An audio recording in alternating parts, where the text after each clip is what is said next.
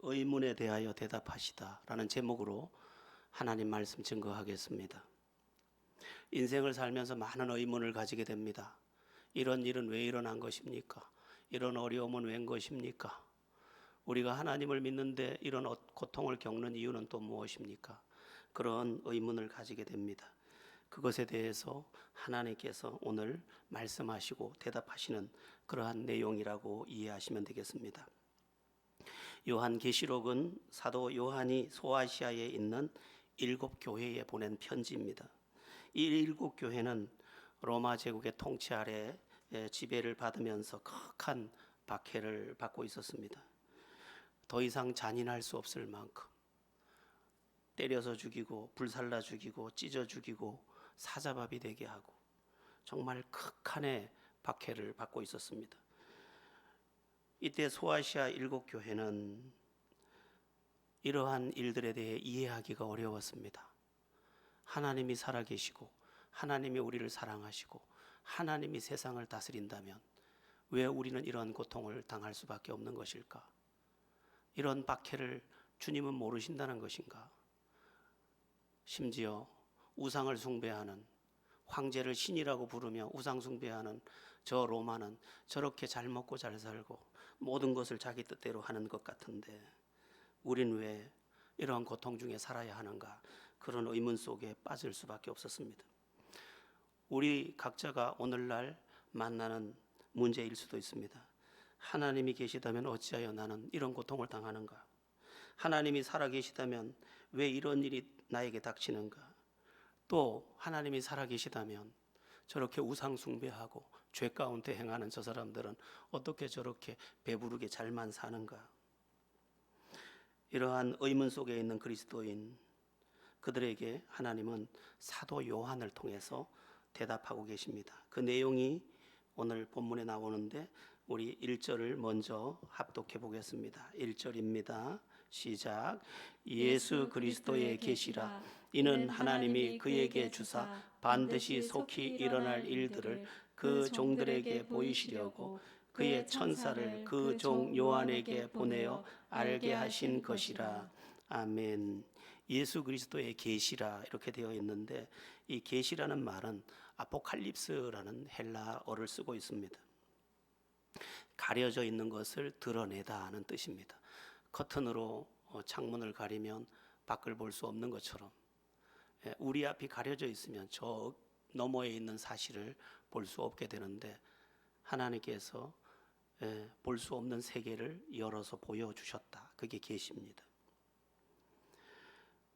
사실 우리가 예수님을 구세주로 믿는 것도 창조주 하나님을 믿는 것도 이 계시의 말씀에 의한 것입니다. 성경을 가지고 특별 계시라고 하는데 하나님께서 믿는 자에게 특별히 열어주셔서 볼 수 없는 것을 보게 해주신 것이다. 그래서 특별 계시라고 부르는 것입니다. 계시에는 두 종류가 있는데 일반 계시와 특별 계시입니다. 일반 계시는 우주 만물을 보고 우주 만물을 보니까 이 질서정연함과 저 찬란함과 저 생명의 약동과 그 모든 질서를 볼 때 신이라는 존재를 빼고 설명할 수 없겠구나. 이 우주를 보니까 신이라는 존재가 계시구나. 이렇게 추측할 수 있는 계시. 그게 일반 계시입니다. 그러나 이 일반 계시로는 하나님이 어떤 분인지, 그분의 어떤 계획을 가지고 있는지, 어떤 목적을 가지고 있는지, 그분의 성품은 어떠한지, 그분이 원하는 건 뭔지 전혀 알 수가 없습니다. 그래서 하나님께서는 특별 계시라는 것을 통해서 우리에게 하나님은 어떤 분이고 인간은 어떤 존재이며 인간의 문제는 무엇이고 인간 문제의 해답은 어디에 있는지 자세히 남들이 볼 수 없는 것을 커튼을 열어서 보여주듯이 우리에게 말씀을 통하여 그 하나님의 세계를 보게 하신 것, 그게 특별 계시인 성경 말씀인 것입니다. 문제는 이 특별 계시도 아무나 볼 수 있는 게 아니라는 것입니다. 여러분, 우리가 눈이 있어서 보는 듯 하지만 사실은 그렇지 않습니다. 눈이 있어도 캄캄하면 앞을 볼 수가 없습니다. 마찬가지로 우리가 하나님의 계시의 말씀을 읽을 때 읽으면 아는 것이 아닙니다. 성령의 빛이 영의 말씀을 성령의 빛이 비춰줄 때 그때 알게 되는 것입니다. 그러므로 성경을 읽었다고 해서 알게 되는 것도 아니고 믿어지는 것도 아니고 또한 그 은혜의 세계로 들어가는 것도 아닙니다. 성경을 100번 읽고도 주님을 발견하지 못할 수도 있습니다. 이 특별 계시, 그래서 고린도전서 2장 9절 10절은 이렇게 말씀하고 있습니다.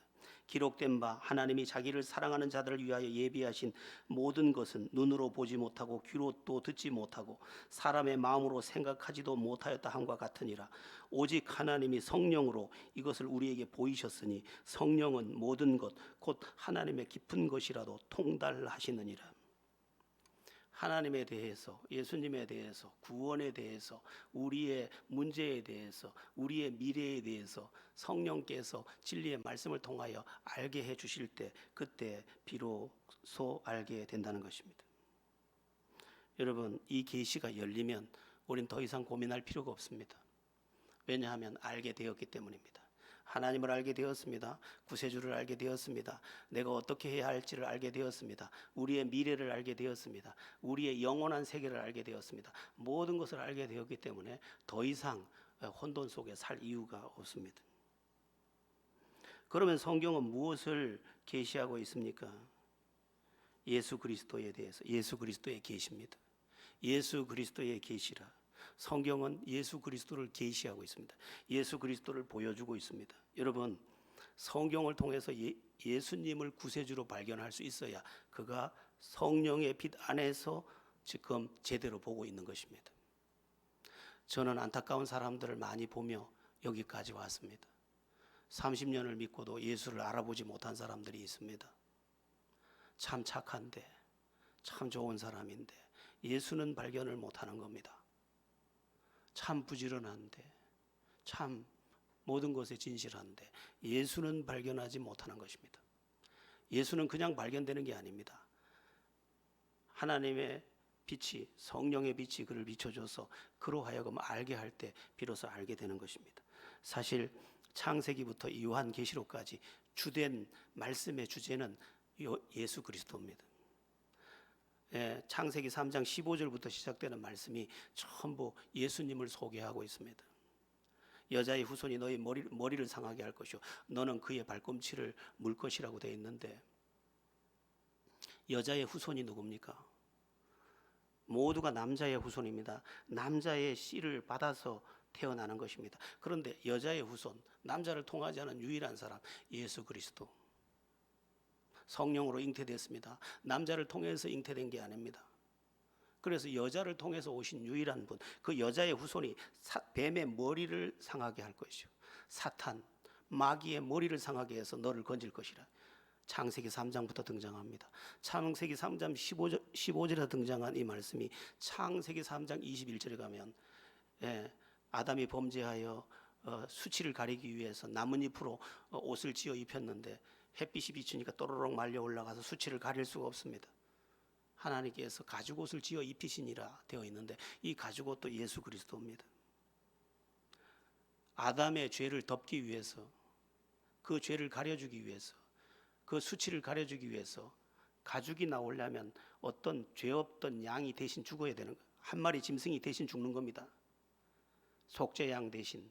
그래서 성경에서 세례 요한이 저기 오는 예수님을 가리켜서 보라, 세상 죄를 지고 가는 하나님의 어린 양이로다, 그렇게 말씀했습니다. 벌써 창세기 3장에서 예수 그리스도가 계속 등장하고 있습니다. 뭐 그런 이야기뿐만이 아닙니다. 창세기 6장에 나오는 노아의 방주, 장차 우리를 구원할 진정한 방주 대신 예수 그리스도를 예표합니다. 그러니까 예수 그리스도에 대한 이야기가 창세기부터 계속 등장하고 있습니다. 창세기 22장에 가면 아브라함이 독자 이삭을 갖다가 모리아 산에 가서 번제로 드리려고 하는데 그때 숫양이 수풀에 걸려 있어 대신 그 양을 제물로 바침으로 죽음을 당치 않았다. 이 대신 수풀에 걸려서 죽은 그 숫양, 바로 예수 그리스도십니다. 뭐 출애굽기를 가면 6월절 어린 양, 창세기 14장, 아니 출애굽기 14장에 나옵니다. 양을 잡아서 그 피를 문 좌우 설주 임방에 발랐더니 죽음의 사자가 올 때 죽음이 넘어갔다. 패스오버. 그래서 6월입니다. 6월 달이라서 6월이 아니고 넘어갔다 이거예요. 예수 그리스도가 계속 등장하고 있습니다. 뭐 그 절정은 이사야서에 가면 이사야서 53장에서 그분에 대해서 아주 적나라하게 마치 십자가 밑에서 그걸 보고 쓴 것처럼 정확하게 예수 그리스도를 설명하고 있습니다. 예수 그리스도. 이렇게 예수 그리스도를 창세기부터 요한계시록까지 빼곡하게 우리에게 말씀해 주고 있지만, 출애굽기에서 쓴 물에다가 나뭇가지를 던져 넣었더니 단물이 됐던 것도, 십자가 예수께서 쓰디쓴 인생을 향하여 던져짐으로 단 인생으로 바꿔준 구원의 인생을 설명하고 있듯이, 수많은 말씀들이 예수 그리스도를 말해주고 있지만 우리는 예수 그리스도를 우리 육신의 눈으로 볼 수가 없는 것입니다. 육의 눈은 육이에요. 영의 눈은 영의 눈인데 영의 눈은 영의 빛이 비춰야 되는 것입니다. 우리가 육의 눈으로 보기 위해서는 불빛이 필요한 것처럼 영의 세계를 보기 위해서는 영의 불빛이 필요한데, 영의 불빛은 성령의 불빛으로 비춰줄 때만 비로소 그것을 아는 것인데, 예수 그리스도의 계시라, 그 예수 그리스도가 보여져야, 그분이 구세주로 알아져야 그가 지금 하나님을 제대로 믿는 것이고 예수를 제대로 믿는 자리에 서 있는 것입니다. 여러분은 발견하셨습니까? 예수님을 발견하셨습니까? 저는 너무도 착하지만 주님을 아직도 발견하지 못한 어떤 일을 알고 있습니다. 너무도 답답하지만 그의 착함과 그의 선함과 상관이 없어요. 어떤 이는 못된 것 같은데 발견했고, 어떤 이는 착한 것 같은데도 못 발견한 경우가 있습니다. 빛이 비추면 아는 것이고 빛이 안 비추면 알 수가 없는 것입니다. 오늘날 어떤 이의 가장 큰 문제는 예수님을 아직 발견하지 못했다는 것입니다. 여러분, 예수님이 제대로 발견되면 달라집니다. 이미 그 영혼 안에 자기의 인식 밖의 인식이 들어와 그의 존재를 주장하기 시작하기 때문입니다. 마음이 달라졌어요. 생각이 달라졌어요. 목적이 달라졌어요. 가치가 달라졌어요. 소망이 달라졌어요. 다 달라져 버렸어요. 알고 보면 제대로 모르기 때문이고, 제대로 몰라서 제대로 못 믿다 보니까 예수는 믿는데 은혜의 사건은 내게 없는, 심지어 예수 믿는 것까지 짐이 되는 그런 사람들이 생겨나고 있는 것입니다. 예수를 알면 이전과 전혀 다르게 주님을 대하는 것도 다르고, 예배를 대하는 것도 다르고, 주님 앞에 찬양하는 것도 다르고, 다 달라질 수밖에 없습니다. 40-50년 전쯤의 일들이지요. 이미 40-50년도 우리나라가 아주 워낙 급격히 변화되는 나라다 보니까 옛 이야기처럼 들리는데, 1950년, 60년, 70년, 한 80년대까지 음성적인 사채업자들이 아주 많이 있었습니다. 그러니까 양성화되지 않은 아주 큰 손들이 명동에 꽤 숨어 있었습니다. 그런데 이 사람들은 기업하는 사람들에게는 매우 중요한 생명줄이었습니다. 기업이 위태할 때 찾아가서 무릎을 꿇고 한번 도와주십시오 하면 상상치도 못할 돈이 쏟아져 나와서 그 기업을 살려주는 겁니다. 그러니까 이 사채업자면서 이 대단한 큰 손은 기업에서는 생명줄과 같은 그런 존재인 거죠. 그러나 그 사채업자의 그 행색은 평범해서 그냥 시장에 가서 나물 사다가 그렇게 사 먹으니까 평범한 사람이니까 대수롭게 여기지 않는 겁니다. 그가 아줌마면 그냥 일개 아줌마로, 그냥 퉁퉁하게 생긴 아줌마로 여기는 것입니다. 그러나 그가 누군지 아는 순간 그 앞에 깍듯할 수밖에 없고, 그를 정말 존중할 수밖에 없고, 그 앞에 자기를 온전히 낮출 수밖에 없다는 것입니다. 여러분, 예수를 알면 그분 앞에 철저할 수밖에 없습니다. 왜냐하면 내 생명의 존폐가 그분에게 달렸음을 내가 이미 알아버렸기 때문입니다. 다른 사람들은 4대 성인 중에 하나요. 다른 사람들에게는 여러 종교 중에 하나요.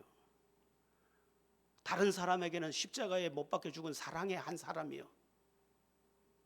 그러나 발견한 사람에게는 생명이요, 생명, 모든 것이에요. 알면 어떻게 시시하게 믿을까? 제가 처음 전도사가 돼서 너무너무 시험을 많이 당했어요.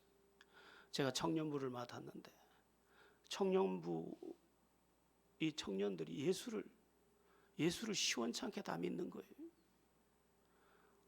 막 이 통곡이 나올 것 같아. 그때는 막 이 뜨거움이 어떻게 할 수가 없어요. 그 얘들 붙잡고 막 날마다 막 울었어요. 너희들 어떻게 예수를 이렇게 믿노? 어떻게 이렇게 믿어? 막 붙잡고 울었어요. 다리 부러진 애는 업으로 가가지고 몇 주간 업어 날랐어요. 나중에 알게 됐어요. 이 청년들만 그런 게 아니라 너무도 많은 사람들이 주님을 발견하지 못한 채 종교적 열심과 율법적 신앙 그리고 기록된 말씀밖에 알지 못한다는 것을. 그들은 알지만 생명으로 아는 게 아니에요. 그들은 알지만 빛에 조명된 예수를 아는 게 아니에요. 그러므로 그들은 냉랭할 수밖에 없어요. 발견을 못했거든.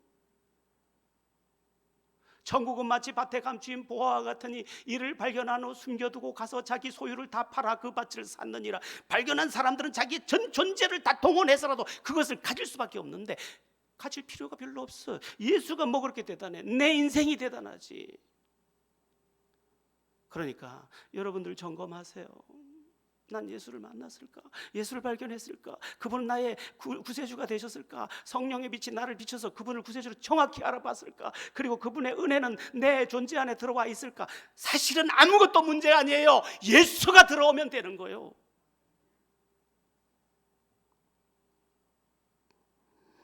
그러면 사도 요한을 통하여 주신 요한계시록은 어떤 것에 대한 계시입니까? 1절을 제가 읽었고 예수 그리스도의 계시라까지 봤는데 뒤에 이렇게 나와 있습니다. 이는 하나님이 그에게 주사 반드시 속히 일어날 일들을 그 종들에게 보이시려고 그의 천사를 그 종 요한에게 보내어 알게 하신 것이라. 장차 일어날 일들에 대한 계시입니다. 하나님의 계시는 여러 가지입니다. 핵심적으로는 예수 그리스도를 보여주고 있고 또 하나님이 어떤 분인지 보여주고 있고 성령님이 어떤 분인지 보여주고 있고 어떻게 세상이 창조되었는지를 보여주고 있고 인간의 문제가 무엇인지 보여주고 있고 인간의 구원의 길이 어디에 있는지를 보여주고 있고 우리가 어떻게 살아야 되는지를 보여주고 있고 천국이 어떤 곳인지 보여주고 있고 천국의 영광이 어떻게 주어지는지 보여주고 있고 다양하게 우리 인생의 모든 필요에 대해 다 하나도 빠짐없이 다 말씀하고 있습니다. 대답해주고 있습니다. 성경은 모든 것에 대한 대답이에요. 여러분 답을 못 찾겠어요? 그러면 성경을 주목하세요. 성령님 보여주세요. 알게 해주세요 하고 성경을 주목해 보세요. 거기에 모든 답이 하나도 빼지 않고 다 나와 있을 것입니다. 제가 총신대학원 시절에 이상한 내기를 하나 했습니다. 어떤 전도사님이 이런 말을 하는 거예요. 성경에는 참 깜짝 놀랐다. 성경에는 없는 단어가 없네. 아유, 성경에 소주도 나옵니다. 소주. 우리 마시는 소주. 우리가 안 마시 참 남이 마시는 소주. 소주도 나옵니다. 그래서 아니 성경에 무슨 소주가 나올까? 그랬더니 국밥 내기 됐습니까? 이러더라고요. 국밥 내기 됐습니까? 그래서 나는 소주를 읽어본 적이 없어요. 그래서 됐다 이랬어요. 근데 딱 펴더라고요. 아니 세례 요한은 소주와 독주를 마시지 않냐면 다 나오더라고요. 성경에 나오지 않는 게 없어요. 소주도 나온다니까. 여러분의 인생에 대한 처방, 하나님이 우리를 만드셔서 우리를 어떻게 복되게 하고 싶어 하시는지 그 거룩한 열심이 어찌 한 가지를 뺏겠습니까? 성경은 다 대답해 주고 있어요. 그런데 요한계시록은 어떤 것에 대해서 계시하고 있느냐? 장래에 있을 일들, 왜? 현재의 고통만 보고 자꾸만 지쳐 쓰러지니까. 여러분, 우리는 현재를 살아야 하는 존재입니다. 그러나 오늘을 살아야 한다면 내일도 살아야 합니다. 어쩌면 모레까지 살아야 하고, 어쩌면 10년을 더 살아야 하고, 어쩌면 30년을 더 살아야 하고, 그러다 죽어야 하고, 그러다 심판을 받아야 하고, 그러다 영원한 저주나 영원한 영광으로 들어가야 할 텐데, 그러면 오늘만 볼 것인가? 오늘 힘겹다고 그것이 힘겨운 것일까? 오늘 힘겨울지라도 내일 웃을 수 있다면, 오늘과 내일과 모레 힘겨울지라도 글피와 그 글피와 그 이후에 웃을 수 있다면, 그리고 1년이 고통일지라도 영원히 영광스러울 수 있다면, 너는 어느 편을 택할 것이냐는 것입니다. 요한계시록은 그렇게 말씀하고 있어요. 미래를 보여주겠다. 너 지금 고통스럽지? 힘겹지? 믿음도 무겁지? 그런데 말이야, 현재만 보면 그렇게 보일 거야. 그러나 내일은 다를 거야. 그 다음은 더 다를 거야. 영원한 나라에선 더 다를 거야. 그것을 보여줄게. 이게 요한계시록을 통해서 장차 올 일에 대한 예언의 말씀을, 계시의 말씀을 우리에게 지금 선물로 제공해 주고 있는 것입니다. 여러분, 인생 짧습니다. 야고보서는 말씀해요. 너희는 잠깐 보이다가 없어질 안개니라. 여러분, 그렇게 안 믿겠지만 저도 60이 넘었잖아요. 어느 신학생이 그러더라고요. 저를 50 봤대요. 눈이 밝은 사람이지. 삽시간에 제가요 이런 생각을 했어요. 어느 미장원을 갔어요. 그때 미장원에 가서 머리 좀 잘라주세요. 전도하려고. 저는 원래 미장원 안 가는데 전도하려고. 그래서 머리를 맡기고 앉았더니 개척한 교회 밑에가 미용실이니까 그 집 전도하려고. 머리에 망가뜨리든지 말든지. 갔더니 제 나이를 묻는 거예요. 혹시 나이가 어떻게 되세요? 그래서 제가 그때 40이거든요. 39이에요. 39인데 제가 이렇게 말했죠. 내년이 40입니다. 그랬더니 너무너무 화를 내면서, 아니 무슨 40이에요. 30도 안 보이구만. 영안이 밝은 사람이 많아요. 근데 머리털 다 뻗지고 이렇게 순식간에 아주 찰나같이 여기에 도착해 있습니다. 그러니까 오늘도 신속하게 갈 거예요. 여러분, 이제 열흘만 지나면 또 7월이에요. 12징검다리 건너면 1년인데 6징검다리를 건넜어요. 그리고 한 해의 큰 기둥을 서너 번 밟고 나면 우리는 또 한 번 휘청하는 거예요. 그런데 현재만 가지고 모든 것을 보고 있는 그들을 향해 미래를 보여줄게. 열어주는 거지. 커튼을 확 열어주는 거지. 볼 수 없는 세계를 확 열어주는 거. 봐라. 그게 요한계시록이죠. 그러면 현재는 내팽개쳐야 됩니까? 아니요. 현재라는 시간은 미래를 향한 믿음의 시간이에요. 네 믿음 헛되지 않아. 현재만 보면 헛된 것처럼 보이지 헛되지 않아. 네 믿음은 내일을 열고 현재를 살게 하며 과거를 청산하게 하고 위대한 승리를 이루는 거야. 믿음은요 참 신비해요. 그 날을 살게 해요. 그리고 과거를 화해하게 해요. 과거의 문제를 다 풀어버려요. 그리고 미래를 열어버려요. 그리고 영원을 열어버려요.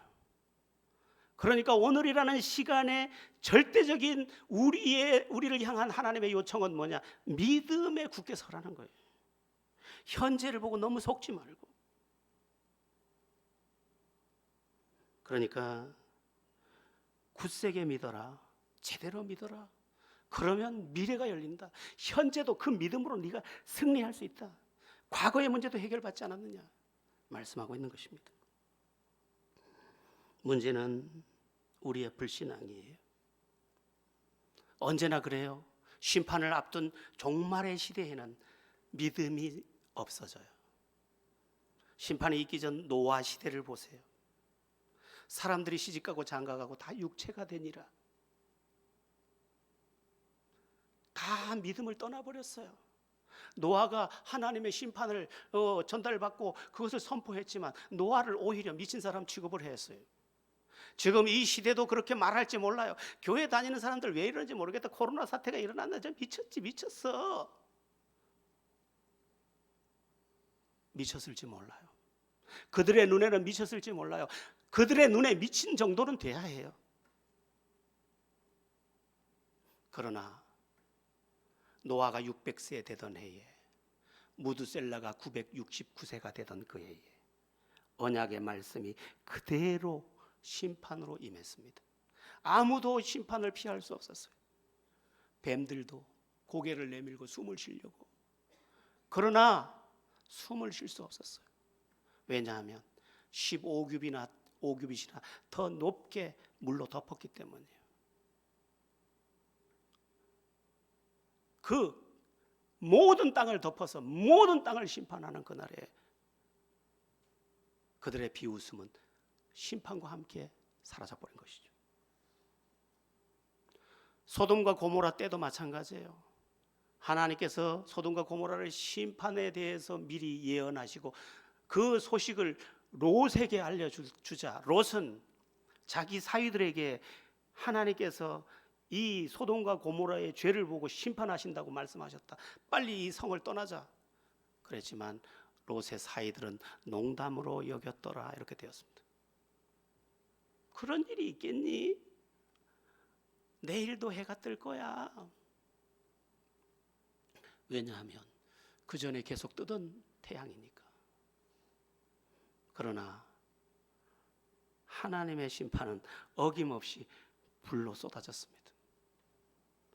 롯의 처는 따라가다 뒤를 돌아봄으로 소금 기둥이 됐는데 오늘 우리들도 미련이 너무 많아 세상을 돌아보고 믿음이 없어 하나님의 심판을 농담으로 여기고 구주 예수 그리스도를 발견하지 못하니까 그분 안에 살지 못하는 쾌락도 째째한 쾌락을 쫓아가서 해갈도 되지 않는 구정물을 마시면서 오늘을 안타깝게 살고 있는 것입니다. 여러분, 하나님의 말씀은 1.1획도 땅에 떨어질 수 없습니다. 그대로 될 것입니다. 여러분의 믿음이 분명해짐으로 이것에 확고하고 그래서 하나님의 심판이 혹 일찍이 우리 앞에 닥칠지라도 그날에 오히려 영광을 보는 은혜가 있기를 바랍니다. 자, 그러면 이 계시의 말씀은 어떻게 주어졌습니까? 우리 본문 2절을 함께 보겠습니다. 이 계시의 말씀이 어떻게 주어지는지 우리 함께 2절 말씀을 합독해 보겠습니다. 시작. 요한은 하나님의 말씀과 예수 그리스도의 증거 곧 자기가 본 것을 다 증언하였느니라. 사도 요한은 자기 생각을 기록한 게 아닙니다.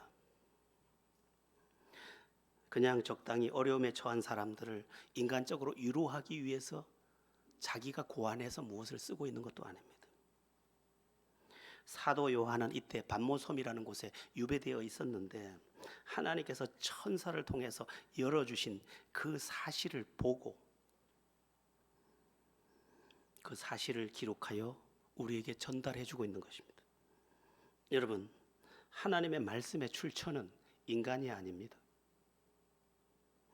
하나님의 말씀의 출처는 하나님 자신이십니다.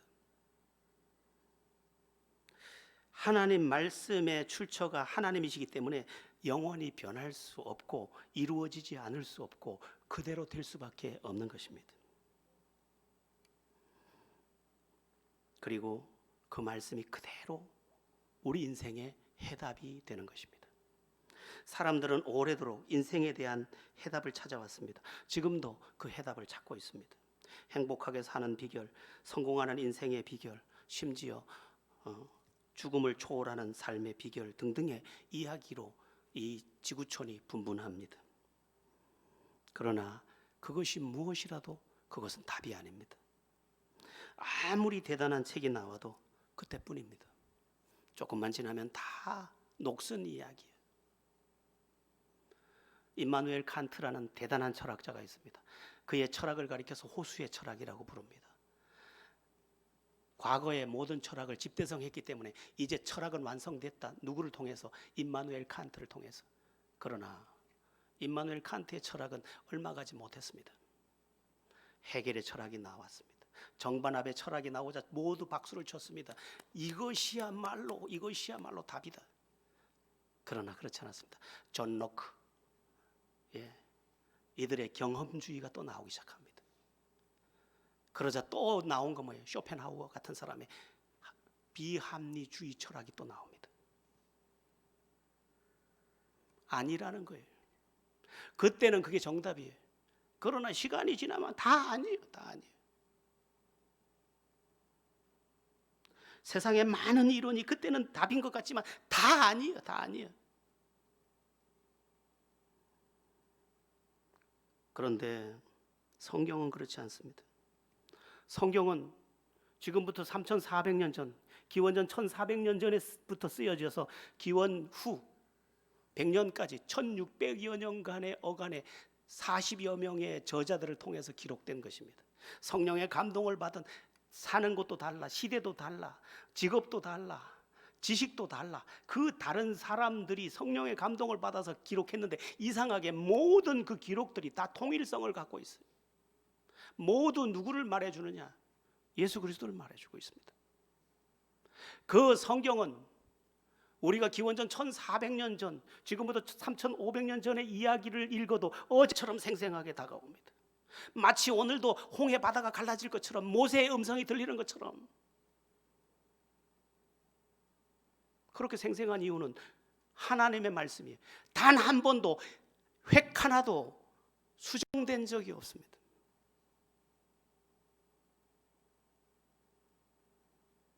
성경을 공부하고 신학을 공부하고 그 원어를 공부하다가 그만 자복하게 되는 거죠. 어쩌면 한 단어도 아니고 한 획조차도 이렇게 완전하십니까? 왜? 하나님으로부터 온 말씀이기 때문에. 여러분, 다른 것에 너무 귀 기울이지 마세요. 그건 정답이 아니에요. 또 내 자신의 마음에서 울리는 소리도 너무 귀 기울이지 마세요. 나 자신에게 내가 속는 거예요. 나를 진짜 위하는 것은 하나님의 계시의 말씀 안에 다 기록되어 있어요. 그러므로 믿음으로 더 믿음 안에서 굳세게 되는, 그리고 진짜가 되는 여러분들 되셔야 할 줄로 믿습니다. 자, 그러면 굳세게 제대로 믿는다는 것은 무엇으로 의미할까? 3절이 대답하고 있습니다. 우리 3절을 함께 합독해 보겠습니다. 시작. 이 예언의 말씀을 읽는 자와 듣는 자와 그 가운데에 기록한 것을 지키는 자는 복이 있나니 때가 가까움이라. 아멘. 이 말씀은요, 그 시대를 생각하면서 읽어야 합니다. 이 3절 이 사이에다가 이런 말씀을 넣어야 합니다. 이러한 박해를 받는 중에라도, 이러한 이해 못할 어려움을 겪는 중에라도, 심각한 문제를 겪는 중에라도 이것을 꼭 집어넣어야 합니다. 왜냐하면 이 모든 하나님의 말씀을 해석할 때 그 시대적인 상황을 이해하는 것이 중요하기 때문입니다. 이때 상황이 어땠다고요? 극한 박해의 상황이었습니다. 그런데 그 극한 박해의 상황에도 불구하고 이 예언의 말씀을 읽는 자와 듣는 자와 그 가운데에 기록한 것을 지키는 자는 복이 있나니 때가 가까움이라. 여러분, 잘 믿는다는 게 뭐죠? 변함이 없다는 거예요. 그의 믿음에 변함이 없어. 그 사람이 좋은 사람이다. 누가 좋은 사람이야? 변함이 없는 사람이에요. 제일 무서운 사람이 누구예요? 아침에 웃고 저녁에 때리는 사람이요.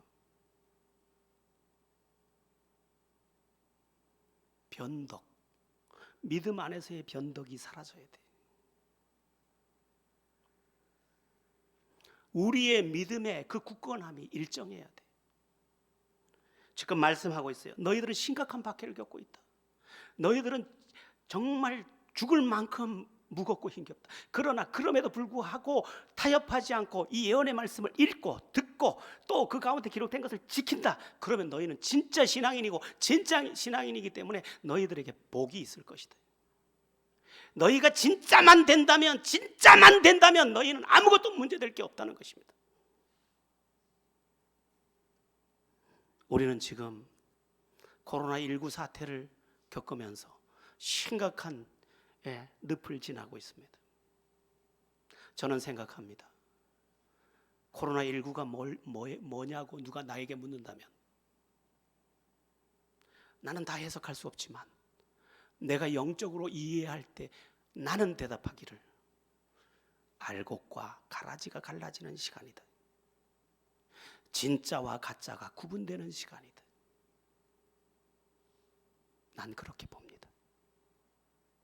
과거 IMF 때도 그런 말을 했었습니다. 진정한 믿음의 사람들은 IMF가 우리와 무슨 상관이냐 하고 담대했고 IMF가 닥쳤으니 철수해야 되겠다고도 했었습니다. 물론 마스크를 쓰고 거리를 두며 삼가 조심해야 합니다. 왜냐하면 이 바이러스는 크리스찬을 피하지 않기 때문입니다. 그러나 우리 교인 중에 누가 감염된다 할지라도 그것은 정죄의 대상이 될 수 없습니다. 그러면 우리는 더 격리되는 시간 동안 더 흩어져서 기도하면 됩니다. 그리고 주 앞에 더 진실하기를 구하면 됩니다. 그리고 더 예배를 사모하면 됩니다. 주께서 허락하신 날에 더 가슴 벅찬 찬송을 올려드리면 됩니다. 더 그분을 영화롭게 하는 간절한 소원을 품으면 됩니다. 환난은 인내를, 인내는 연단을, 연단은 소망을 이루는 줄 너희가 알미니라. 진짜로 더욱더욱 변화되면 아무것도 문제되지 않습니다. 우리를 정결하게 하는 것은 어려움입니다. 어려움이 있을 때 조금 정결해지는 거예요. 많은 것을 잃고 나서야 소중한 것을 새로 발견할 수 있듯이 오늘 우리가 많은 것을 제한받을 때 우리는 이 소중함들을 더 깊이 인식할 수 있는 것입니다. 여러분, 사는 날 동안 하나님이 살게 하실 것입니다. 그러므로 너무 두려워하지 맙시다. 오히려 진정한 믿음, 찌꺼기를 제한, 껍질을 제거한, 그리고 그런 척을 제거한 진실한 하나님의 사람들, 그리고 이 예언의 말씀을 읽는 자와 듣는 자와 그 가운데 기록된 것을 지키는 그런 우리가 됩시다. 여기 이 말씀은 그 요한계시록이 쓰여질 당시에는 상당히 의미가 깊었습니다. 이 당시에는 문맹자들이 너무 많았습니다. 그래서 성경을 읽지 못하는 사람들이 많았습니다. 그래서 모임의 자리에, 예배의 자리로 가면 글을 아는 리더가 읽어주는 겁니다. 그러면 그것을 듣고 아멘 아멘 합니다. 그리고 그 말씀에 대한 해석을 듣고 아멘 아멘 하고 나가면 당장 죽을지도 모르는데 나가면서 내가 세상의 빛이 되겠노라, 세상의 복음의 전령이 되겠노라, 그러며 나서게 됐더라는 것입니다. 그렇게 하는 자가 복이 있느니라. 때가 가까움이라. 인생이 길지 않단다. 추한 오늘의 안식이 아니라 영원한 면류관의 주인이 되어라. 그렇게 말씀하고 있는 것입니다. 오늘 설교 제목은 의문에 대하여 대답하시다입니다. 무엇으로 대답하십니까? 진리의 말씀으로, 계시의 말씀으로 대답하십니다. 우리는 다시 말씀을 주목해야 합니다. 자꾸만 상황을 주시하고 내 생각을 주시하고 사람들의 소리를 주시하고 귀 기울이면 우리는 속게 되는 것입니다. 주님은 성경을 통해 대답하셨습니다. 성경을 다시 주목하십시오. 그리고 성령의 조명하심 안에서 이 가운데 계시는 예수 그리스도를 발견하십시오. 그리고 오늘의 문제를 해결하는 것은 믿음이며 장래를 해결하는 것도 믿음인 줄 알고 굳센 믿음에 굳게 서십시오. 다시 말씀을 펴십시오. 그리고 말씀의 길을 가십시오. 여러분이 하나님의 은총으로 반드시 승리하실 것입니다. 잘 깨닫기를 예수의 이름으로 바랍니다.